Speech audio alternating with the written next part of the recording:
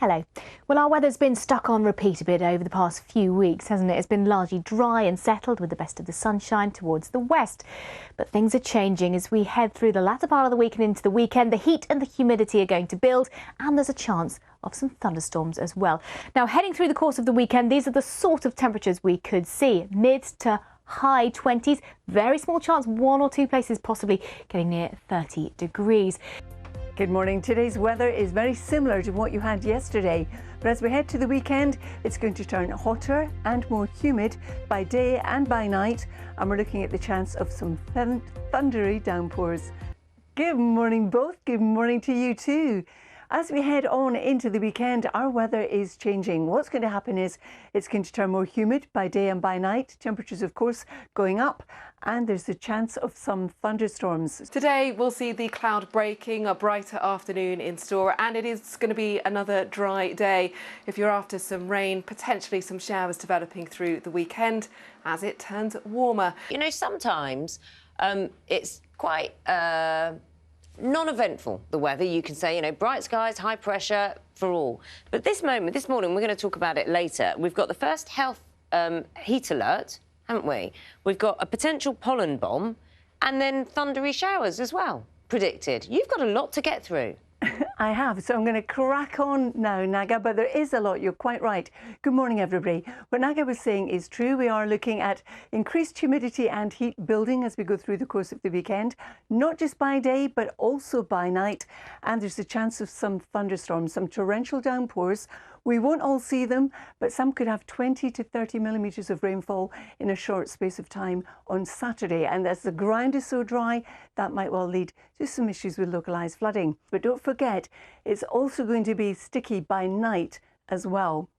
Now, as Naga also said, we still have this heat health alert. This is in combination with the UK Health Security Agency and the Met Office. They have issued it. It's a yellow one, that's second from the bottom in the tiers that they have. And that does mean it might be difficult for the more vulnerable amongst us. So do bear that in mind. Talking of powerful forces, Carol's taking a look at the weather this morning. Good morning to you. Good morning both, and good morning to you too. If you have an allergy to grass pollen, it's worth noting that for the next few days across much of England, Wales and Northern Ireland, the levels are going to be high or indeed very high. So let's talk a little more about those heat warnings. The yellow heat health alert issued for parts of England this weekend as temperatures are predicted, as Carol was saying, to hit 30 degrees. So the warning, as you saw, covers London, the Midlands, large swathes of eastern and southern England. And all of this is part of the new alert system by the UK Health Security Agency and the Met Office. It's aimed at reducing illness and deaths amongst the most vulnerable.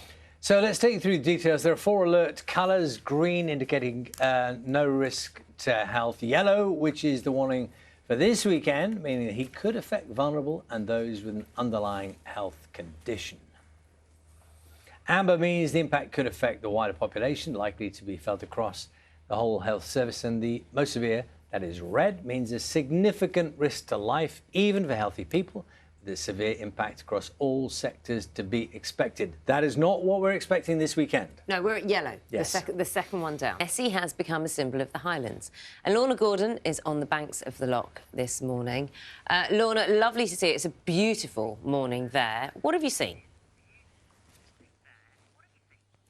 Good morning. Well, I have been scanning the horizon this morning. The water is flat calm. There's barely a ripple out there, and so far not a monster to be seen.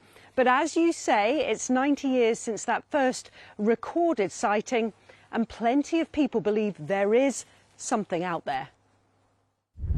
The tranquil water of Loch Ness, home to a mythical monster said to be hiding in its depths.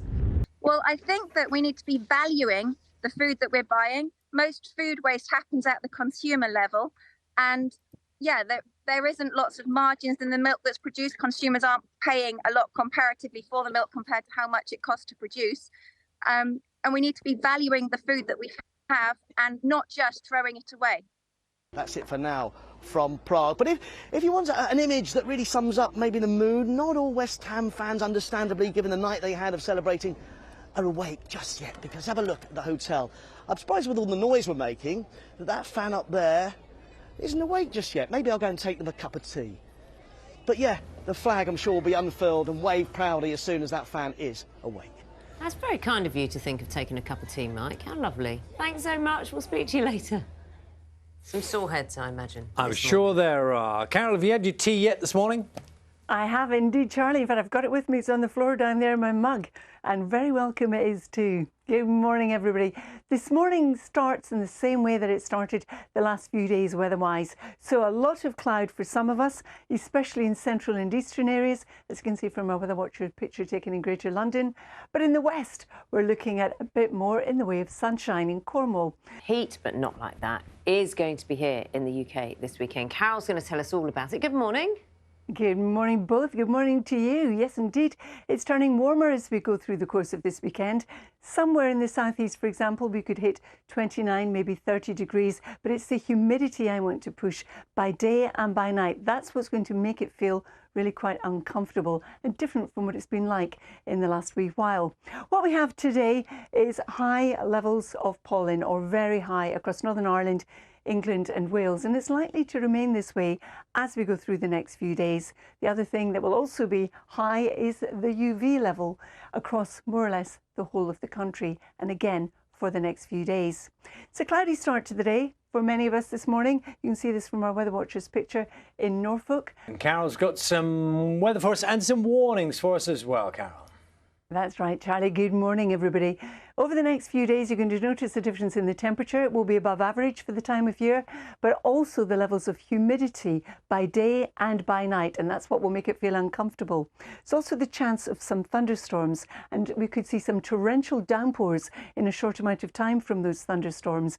Gusty winds around them as well, and the potential for some local flooding. The ground, of course, is very hard at the moment, very dry, so we could have some surface water issues as well, but not all of us will see those thunderstorms.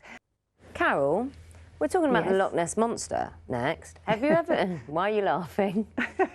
I'm just envisaging what's coming my way, Naga.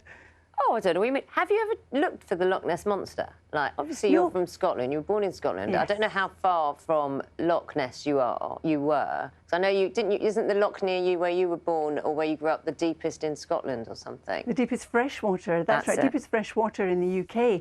And Loch Morar also has its own monster, and she is called Morag, allegedly a relation of Nessie. Who knows? Middle name Carol. That's what I was waiting for. Oh, yeah, I couldn't let you down, Carol. I couldn't let you down. Have you ever seen Morag? No, I haven't. You will, No. maybe one day. Maybe if I look in the mirror, Naga. No, stop it. Carol, have a wonderful weekend. I'll speak to you soon. Thanks. Take care. You too. Take care.